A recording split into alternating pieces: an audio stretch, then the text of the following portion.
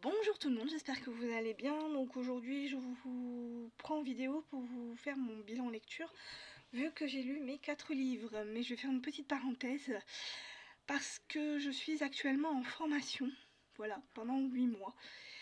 Et ça va être compliqué pour moi de vous faire des bilans aussi vite qu'avant, en fait. Voilà, parce que c'est une formation très intense et du coup je vais pas pouvoir lire comme avant, en fait. Et donc du coup, ben, c'est possible que pendant un petit moment, vous n'ayez pas de bilan lecture, mais je vais essayer de faire ce que je peux pour lire aussi vite qu'avant, sauf que là, cette fois-ci, je vais pouvoir lire que le week-end. Voilà. Et deuxième petite chose, je vais utiliser ces petits post-it, voilà, parce que j'ai vu qu'il y en avait beaucoup qui les utilisaient, qui les mettaient sur leurs livres. Alors moi, ça sera principalement pour, comment dire, ne pas oublier des infos, voilà, de vous dire des infos, voilà, parce que des fois dans les livres je vois des trucs et je me dis mince, est-ce que je vais m'en rappeler une fois que je ferai le bilan lecture ou pas. Et donc du coup ça me permettra de m'en souvenir et de, au pire, de regarder dans mon livre, de voir où j'ai mis le post-it pour vous donner l'information que j'ai envie de vous donner, voilà. Donc voilà pour les deux petites infos. Donc maintenant je vais commencer mon bilan lecture. Donc j'ai lu en premier le livre d'Henri Lovenbruck, L'assassin de la rue Voltaire, aux éditions XO Éditions. Voilà. Donc c'est une nouvelle enquête, comme vous le voyez, hein, de Gabriel Joly, donc voilà, qui est comment dire, qui est imprimeur, voilà, et qui veut aller à Paris pour devenir journaliste. Voilà, donc il est accueilli par son oncle, qui lui est imprimeur. Il va continuer à lui apprendre le métier, sauf que lui, Gabriel, il est, comment dire, il est plus attiré vraiment par le métier de journaliste, et il va pouvoir, au fil de ses aventures, voilà, ouais, de ses aventures, de ses enquêtes, pouvoir devenir journaliste, vu qu'il y a des meurtres qui vont se passer à Paris. Alors au départ, le premier livre de Henri Lovenbruck, c'était Le Loup des Cordeliers, voilà, qui était un, comment dire, un personnage qui se promenait avec son loup et qui essayait de, enfin qui n'essayait pas, qui sauvait des femmes qui étaient sur le point de se faire violer, donc par des hommes dans la rue, hein, tout simplement. Voilà, et ça a intrigué Gabriel. Il voulait absolument savoir qui était le sauveur de ces dames, tout simplement. Et il a fini, donc, au fur et à mesure de ses enquêtes, par trouver qui était ce fameux loup des Cordeliers qui sauvait ces femmes en détresse.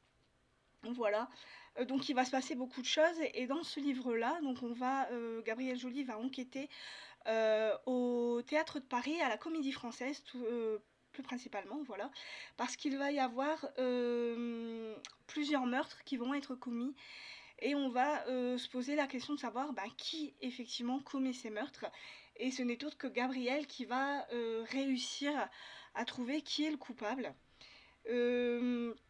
Donc on va commencer par comment dire, accuser Danton, le fameux Danton, d'avoir tué le premier, comment dire, la première victime, voilà. Et au final, on va vite se rendre compte que c'est pas possible, ça ne peut pas être lui. Donc du coup, il va être libéré. Et puis au final, Gabriel Joly comment dire, va venir dans l'enquête. Et ça va être une enquête à huis clos, en fait. Ça va se passer à la Comédie Française, au théâtre de la Comédie Française, voilà. Et voilà, et comment vous dire que Henri Lovenbruck, hein, je suis pas obligée de vous le dire, hein, c'est un très très bon écrivain, voilà. Autant il excelle autant dans les livres historiques que dans les livres fantastiques. Moi j'adore sa plume, j'adore la façon dont il parle de ses personnages. J'arrive grâce à lui à visionner euh, les choses. Voilà, là dans ce livre-là, je me suis vraiment crue à la Comédie Française. Voilà, et puis il fait vivre aussi des personnages qui ont vraiment existé, donc comme Danton, comme Robespierre, comme, enfin voilà quoi, tous des personnages qui ont fait la Révolution française, voilà, parce qu'on est en pleine Révolution française. Et voilà, et donc du coup on va suivre Gabriel Joly, l'inspecteur qui va enquêter donc sur cette affaire. Voilà. Et ça a été pour moi très intéressant. De toute façon, Henri de Van Brugge, il peut faire n'importe quel livre. Je crois que j'adorerais tout autant, hein. Bon, j'ai pas lu tous ses livres et j'aimerais bien tous les lire. Je les ai pas encore tous lus, mais voilà, le peu que j'ai lu de lui, j'ai vraiment adoré. J'ai plongé dedans la tête la première. Donc ça va très très vite à lire. Voilà, c'est un livre qui va très très vite à lire. On est vraiment dans l'enquête. En plus, il y a dans ce livre des, comment dire, des images de comment a été fait le théâtre. Alors si j'en trouve une, parce que je sais qu'il y en a. Voilà. Donc, par exemple, regardez dans le livre, il y a des images comme ça.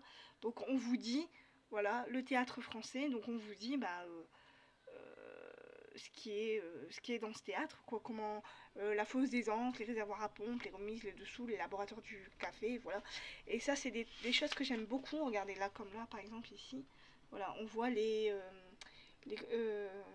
pareil, le théâtre français, on voit comment le théâtre a été fait, et moi je trouve que c'est des choses très intéressantes. Voilà, comme ça on peut essayer d'imaginer comment ça a été fait à cette époque-là. Euh, et, et voilà. Alors je dis beaucoup voilà, hein, vous pouvez le remarquer, mais je sais pas quoi dire d'autre à part que j'ai vraiment beaucoup aimé cette lecture. Donc si vous aimez l'auteur, si vous aimez sa plume, si vous avez commencé les enquêtes de Gabriel Joly, eh bien continuez-les parce que ça a été un réel plaisir pour moi de le lire. Voilà. Après, donc, je me suis lancée dans toute autre chose, donc aussi un peu dans de l'historique, mais plus de l'historique asiatique, on va dire. Voilà. Vu que j'ai lu Pachinko de Min Ji Lee, voilà, aux éditions Charleston. Et comment vous dire que bah, ça a été une réelle surprise pour moi, voilà, parce que j'ai vraiment beaucoup aimé ce livre. J'ai eu un peu de mal au début, parce que pour moi au début ça a été très très lent et j'ai vraiment eu très très peur. Je me suis dit mon dieu, si c'est lent comme ça tout le long du livre, ça va être compliqué pour moi de le lire, je vais le lâcher beaucoup de fois. Et puis il y a un fameux passage dans ce livre qui m'a fait penser à L'amant de Marguerite Duras. Voilà, et en fait ce passage là m'a permis de me plonger vraiment réellement dans ce livre, et je n'avais plus du tout envie de le lâcher. Alors bien sûr, bien évidemment, je le lâchais hein, quand je devais manger ou quoi aux caisses, mais j'avais tout de suite envie de retourner dans l'histoire, histoire qui était vraiment magnifique, superbe. Les mots de Barack Obama, ben, ça, voilà, ça dit ce que ça dit, et c'est vrai, c'est une histoire passionnante, et la résilience et dans la résilience et la compassion, et moi je trouve qu'il a tout à fait raison. Voilà. Donc dans cette histoire, on va être en 1930, voilà. On va être avec... alors au départ, on va être avec les parents de Sonja, voilà. Qui vont... comment vous expliquer ça? On va d'abord être avec le père de Sonja. Alors Sonja n'est pas encore né, hein. On va être avec le père de Sonja, voilà, qui est un Coréen, qui habite en Corée. Alors il me semble que c'est en Corée du Nord. Voilà, je pense, hein, si je ne me trompe pas, enfin bref, dans la Corée. Et donc c'est un, comment dire, c'est un jeune homme qui a malheureusement, bah, qui est né avec de, des déformations, c'est comme ça qu'on dit, hein, déformation, enfin bref, avec des problèmes, voilà, au niveau du corps, vu qu'il a un pied beau, il a un bec de lièvre, voilà, il est pas du tout beau à regarder, mais par contre il est vraiment très très gentil. Voilà, alors ses parents savent qu'ils vont avoir du mal à le faire marier, sauf que va y avoir un miracle, va y avoir une marieuse qui va arriver à la pension de ses parents, cette personne va demander comment dire, aux parents du père de Sanja s'ils veulent bien le marier parce qu'elle aurait quelqu'un à présenter. C'est comme ça que le père de Sanja va rencontrer donc, la mère de Sanja, voilà. Et ça va être finalement un mariage très heureux vu qu'ils vont avoir cette petite fille, Sanja, qui, elle, va vivre dans une famille très heureuse. Malheureusement, pour elle, son papa va mourir. Voilà. Elle va se retrouver seule avec sa maman à gérer la pension de ses grands-parents. Voilà, parce que c'est une pension familiale. Voilà, et on va suivre la vie de Sanja en fait. Voilà, alors on va vivre sa vie de jeune coréenne, et elle va faire la rencontre alors, d'un homme, voilà, d'un homme qui est beaucoup plus âgé qu'elle, vu qu'il a une trentaine d'années, et elle n'a que 17 ans. Et ils vont tomber amoureux l'un de l'autre, et c'est à ce moment-là, dans ce livre, que ça m'a fait penser un peu à l'amant. Parce que leur histoire, leur relation, si on veut, m'a fait beaucoup penser à ça. Sauf que Sansa va tomber enceinte. Alors pour elle, ça va être le bonheur parfait parce qu'elle est vraiment amoureuse de cet homme. Sauf que ce que cet homme ne lui a pas dit, c'est qu'il est marié, qu'il a déjà des enfants. Ce qui fait que du coup, elle va paniquer et elle va tout simplement le quitter. Voilà, et elle va en parler à sa mère. Et sa mère va trouver une solution. Elle va demander à un de ses pensionnaires, voilà, qui vient d'arriver, qui est pasteur, s'il veut bien. Enfin, elle va lui raconter l'histoire de sa fille. Voilà, elle va lui dire, voilà, ma fille est enceinte, c'est le déshonneur de la famille, je ne sais pas comment je vais faire. Et là, ce jeune homme va avoir l'idée de bien vouloir l'épouser, même si elle n'est pas enceinte de lui. Et voilà, il va, parce qu'il a un grand cœur, il va vouloir l'épouser et l'emmener au Japon. Donc c'est ce qui va se passer, il va l'épouser, il va l'emmener au Japon. Et là, ça va être une toute autre vie pour elle. Voilà, parce qu'elle va arriver au Japon, dans un pays inconnu pour elle. Et c'est un gros changement parce que le Japon et la Corée, ça n'a strictement rien à voir. Sauf que elle va vite se rendre compte qu'il y a, comment dire, que les Coréens ne sont pas très bien perçus, ne sont pas bien reçus au Japon, vu qu'il y a beaucoup de racisme vis-à-vis des Coréens, voilà, parce que les Japons pensent que les Coréens sont des fainéants, enfin voilà quoi, c'est une race inférieure à eux, on va dire ça comme ça. Et du coup, ça va être très compliqué pour Sanja, qui elle va débarquer dans ce pays, mais elle va tout faire pour réussir à s'en sortir et il va se passer des événements dans sa vie qui va faire qu'elle doit, comment dire, prendre son courage à deux mains et se débrouiller. Voilà, et elle va se débrouiller avec aussi sa belle-sœur, parce que sa belle-sœur et elle vont devenir très très proches, ils vont devenir des vrais amis. Voilà, et Sanja donc va obligatoirement donc accoucher de son enfant, de son premier enfant. Donc ça va être un petit garçon. Et ce petit garçon donc va adorer, va idolâtrer son père. Voilà, donc le fameux pasteur, hein, le nouveau mari de Sanja. Et il ne va pas savoir que ce n'est pas vraiment son père, hein, ce n'est pas son père biologique. Et il va devenir comme son père, donc il va devenir, comment dire, un très très bon élève. Et il va se cultiver, il a une intelligence vraiment incroyable, ce petit garçon. Et elle va retomber enceinte, donc de cette fois-ci de son vrai mari. Voilà. Et elle va avoir un autre petit garçon qui lui va être tout à fait différent de son frère. Ça va pas du tout être la même personnalité vu que son frère est beaucoup plus bagarreur. Voilà, il ne se laisse pas faire.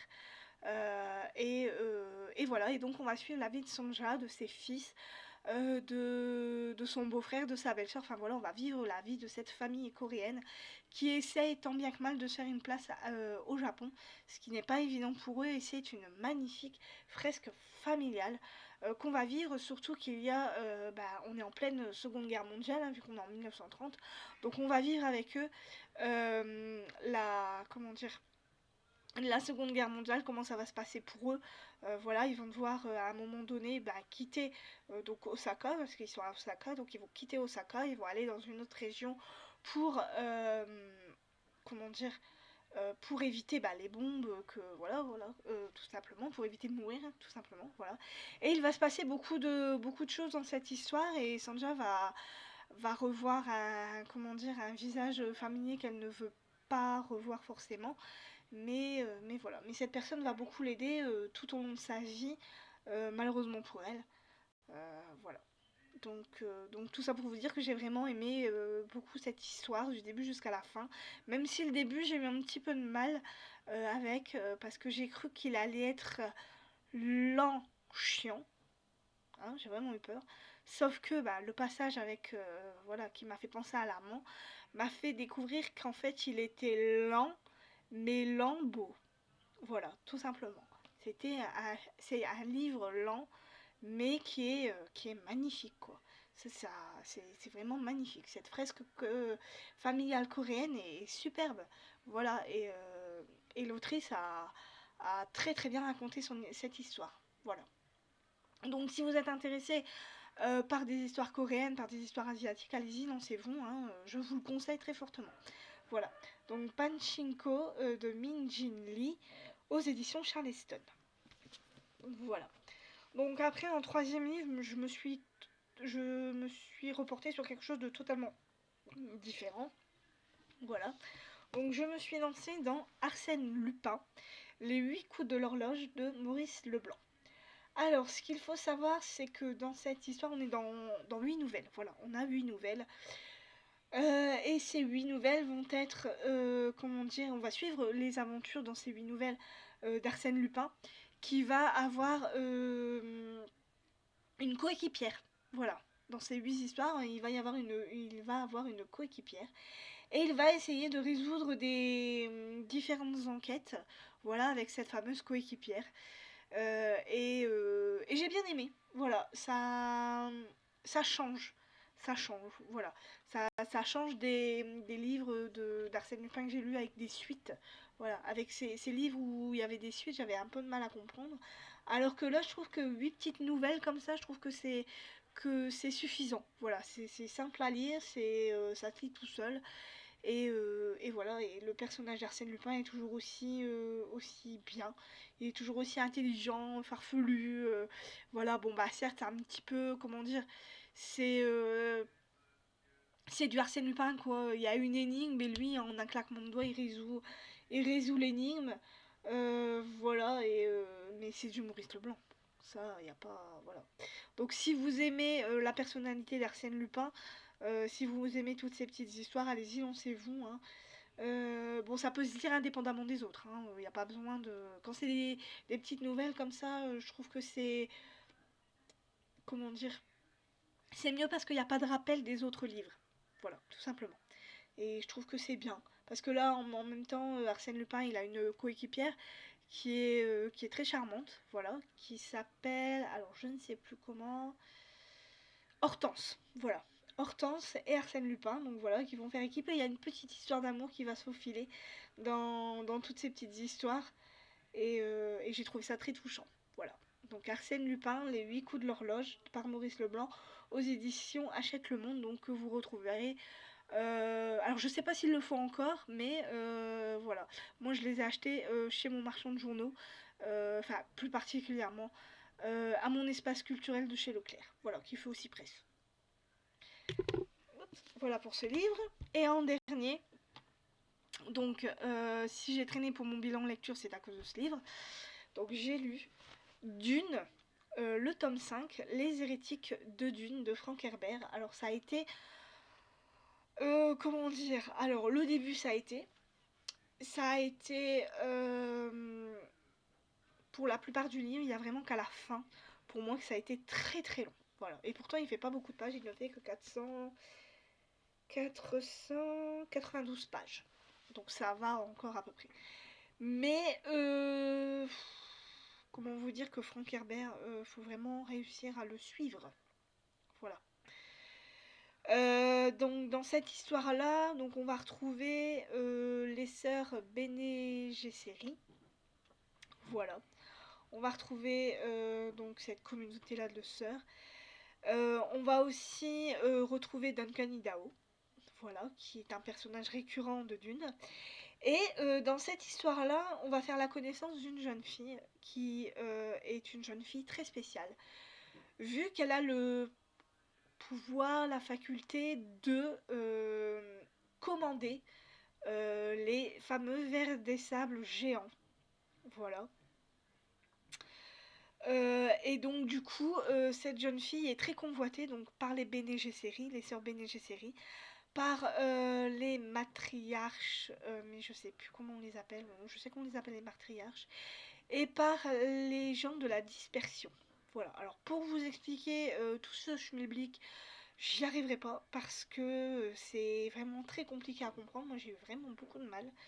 Voilà, mais je veux vraiment lire cette série comme c'est un classique, j'ai vraiment envie de lire cette série tout simplement. Parce que c'est un classique, même si je comprends pas trop où veut en venir Frank Herbert, mais bon. Je me dis que qu'au moins je les aurais lus, voilà, si on parle de Dune, je pourrais dire oui, voilà, je les ai lus, je connais l'histoire, je sais de quoi ça parle, tout va bien. Voilà, donc dans cette histoire-là, on est plusieurs milliers d'années après la mort de Leto 2, voilà, il est mort, voilà. Et Arrakis, donc Dune, est, comment dire, est un peu en désolation parce qu'il n'y a il y a plus beaucoup de vers des sables, il n'y a plus beaucoup d'épices. Et justement, donc on est avec les sœurs Bene Gesserit qui ont un plan. Voilà, comme les matriarches, comme les gens de la dispersion, voilà, ils disputent un peu cette jeune fille, Shaina, qui elle arrive comment dire, à comprendre enfin, non, même pas à comprendre. Elle parle en fait, elle commande les vers géants des sables. Voilà, donc on pense que elle pourrait répondre, comment dire, pas répondre, mais elle pourrait être la solution donc à leur problème, vu que Arrakis n'est plus ce qu'elle était avant, à cause de l'empereur Dieu, Leto 2, voilà. C'est un peu à cause de lui et un peu à cause de tout ce qui s'est passé avant. Donc voilà un peu toute l'histoire, quoi. C'est tout ce que je peux vous dire par rapport à ce livre. Il est bien, ça a été. Ça a été tout le long du livre, à part à la fin. À un moment donné, il y a les Bene Gesserit qui veulent combattre les matriarches de je sais plus trop quoi.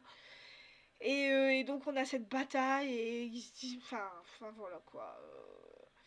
Il y a cette bataille là à la fin que j'ai pas vraiment bien compris.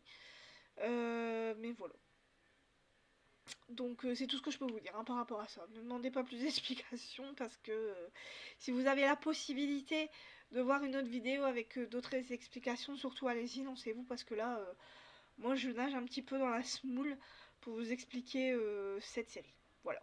Donc Frank Herbert, Les Hérétiques de Dune. Moi je l'ai aux éditions France Loisirs. Voilà, c'est un très vieux bouquin. Voilà, vu qu'il date des années 90 je crois. Voilà. Donc voilà pour mon bilan lecture, donc j'espère qu'il vous aura plu. Donc là maintenant je vais vous dire mes prochaines lectures. Donc je suis en train de lire le manuscrit de Birkenau de J.R. dos Santos. Voilà. Donc c'est la suite du magicien d'Auschwitz. Voilà. Donc on va être avec Herbert Lévin qui est lui un illusionniste. Voilà, qui va malheureusement être comment dire ah être fait prisonnier et qui va atterrir dans le camp d'Auschwitz. Voilà, et il va raconter son histoire. Voilà, c'est pour ça le manuscrit de Birkenau, en fait, c'est son manuscrit à lui, c'est son histoire à lui. Il va raconter tout ce qui se passe dans ces camps de la mort, ces camps de concentration, surtout Auschwitz, qui est un des plus terribles camps de concentration. Voilà. Et donc ce qui est bien avec Gerdo Santos, c'est que il mêle la fiction, il mêle la fiction euh, dans la réalité, et je trouve que c'est toujours aussi intéressant, surtout là que je suis qu'au début, vous le voyez, hein, je suis vraiment qu'au tout début et ça commence déjà fort. Je trouve qu'il faut avoir le cœur bien accroché. Si vous aimez les livres historiques, si vous aimez, enfin, entre guillemets, cette période de l'histoire qui est très dure, faut avoir le cœur bien accroché, allez-y, lancez-vous parce que moi, ce que j'aime avec Ger dos Santos, c'est qu'il prend des faits réels, des personnages qui ont vraiment existé, parce qu'Herbert Lévin a vraiment été illusionniste, il s'est vraiment fait arrêter par les Allemands, il a vraiment été au camp d'Auschwitz.